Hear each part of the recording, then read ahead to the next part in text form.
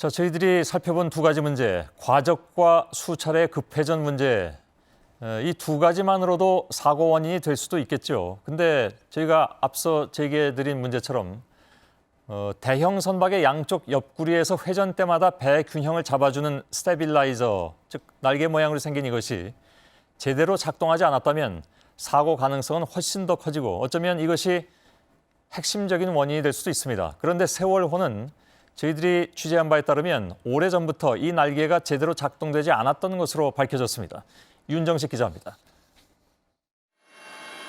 세월호 선체 양옆에 달려있는 날개처럼 생긴 이른바 스테빌라이저입니다. 이 가운데 좌측 스테빌라이저가 예전부터 작동 불량이었다는 증언이 새롭게 부각되고 있습니다. 자동으로 이렇게 핀을 돌린다 날개를.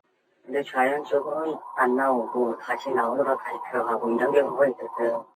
때문에 선원들은 지난해 이 부분 수리를 사측에 요청했지만 일본산 부품 공수가 어려워 이루어지지 않았다는 게 증언의 주된 내용입니다.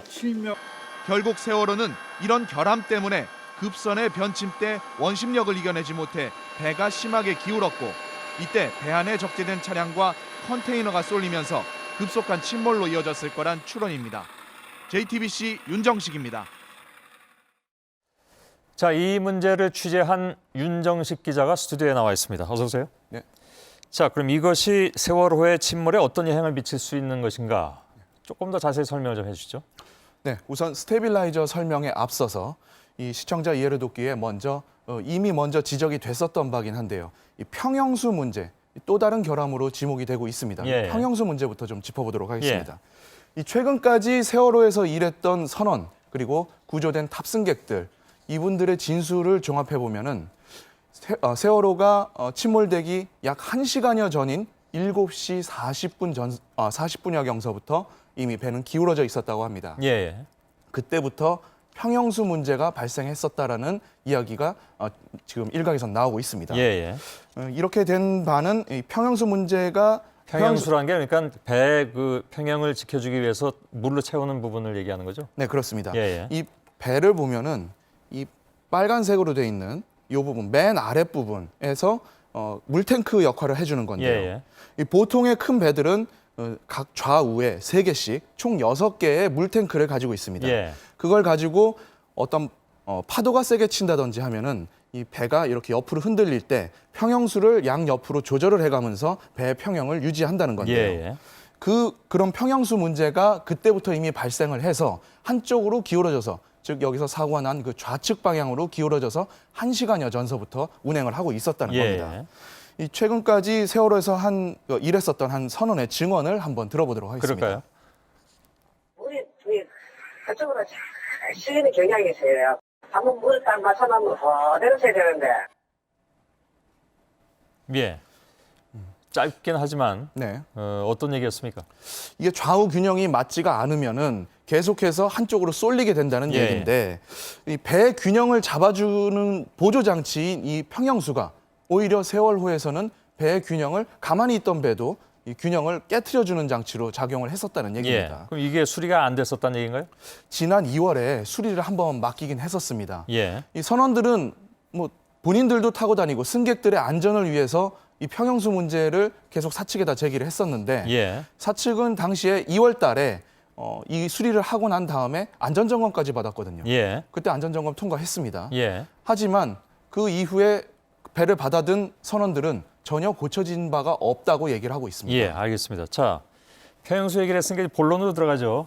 스테빌라이저가 그러면 어떤 작동에 문제가 있었냐 하는 문제 아니겠어요? 네. 아무튼 급선회 한 것이 그것과 상관이 있느냐 하는 문제도 되는데 설명을 좀 해주시죠. 각도가 이 급선회를 할 때 115도나 했습니다. 전문가들은 이 앞서 만일에 배 앞에 세월호 앞에 어선이나 이런 돌발 장애물이 나타났다 하더라도 상식적으로 봤을 때 115도의 선회는 있을 수가 없다라고 합니다. 거의 뒤로 돌아가는 정도의 수준이잖아요. 그렇죠. 이에 대해서 세월호를 탔던 한 선원이 이 같은 선회라면은 배 안에서 뭔가 사단이 났을 수도 있다. 즉 다시 말해서 확실하진 않지만 평형수 장치가 완전히 망가졌거나 아니면은 엔진에서 심각한 결함이 나왔을 수 있다는 얘기입니다.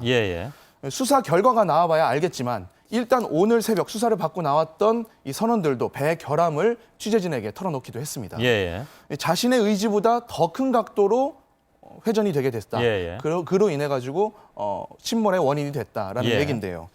배가 앞으로 잘 나가다가 이 배가 이렇게 잘 나가다가 오른쪽으로 가는 방향을 지금 택했는데 오른쪽으로 선회를 하게 된다면 당연히 원심력에 의해서 왼쪽으로 배는 기울게 돼 있습니다. 예, 예. 근데 앞서 말씀드린 대로 왼쪽으로 이미 기울어져 있는 배가 오른쪽으로 턴을 하게 되면 예. 당연히 더 왼쪽으로 기울게 되겠죠. 예, 그때 그걸 막아줄 수 있는 장치가 바로 말씀하신 스테빌라이저입니다. 예, 예. 이 양 옆에서 스테빌라이저가 나왔어야 되는데 예. 결국에는 이게 나오지를 못하게 왼쪽 같은 경우에는 나오지를 못하게 되는 경우가 생긴 겁니다. 예, 지금 화면상에 지금 예, 보이는 날개처럼 보이는 것이죠. 네, 저것이 작동이 불량했었다. 네네. 그런 얘기죠. 네. 예. 결국 이게 작동을 안 한다면은 바로 쓰러질 수 있는 경우가 되는 겁니다. 예, 예.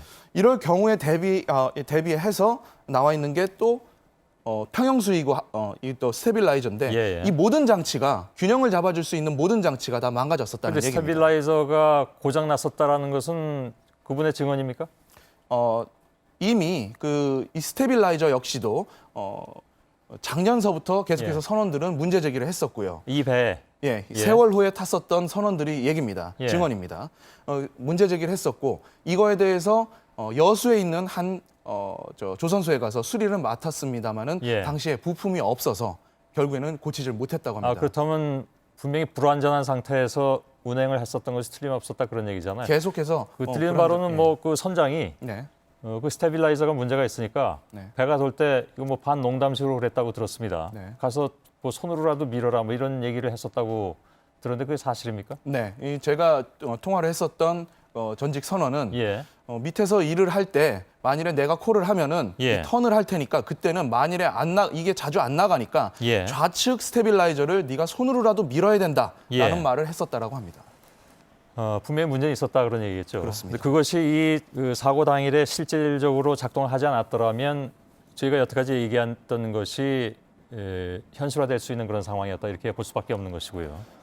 이 모든 상황들을 한 군데다가 묶어서 생각을 할 수 있는 예. 항로가 바로 거기였거든요. 지금 사고 지점이었거든요. 예, 예. 자, 계속해서 기울어져 가고 있는데 원심력을 받았고 스테빌라이저가 작동을 안 했고 자, 예. 그렇게 되면 한 가지가 더 있습니다. 이 안에서 가장 위험한 게 승객이 아니라 컨테이너였습니다. 예, 화물이요. 이미 오늘 언론에 공개가 됐다시피 예. 컨테이너는 원래 세 줄로 묶여 있어야 됐지만은 밧줄로 묶여 있었습니다. 게다가 미리 풀어놨다는 얘기가 있습니다. 네. 그 얘기는 지금 바로 보도를 해드릴 텐데요. 네. 일단 윤정식 기자의 설명 여기까지 듣겠습니다.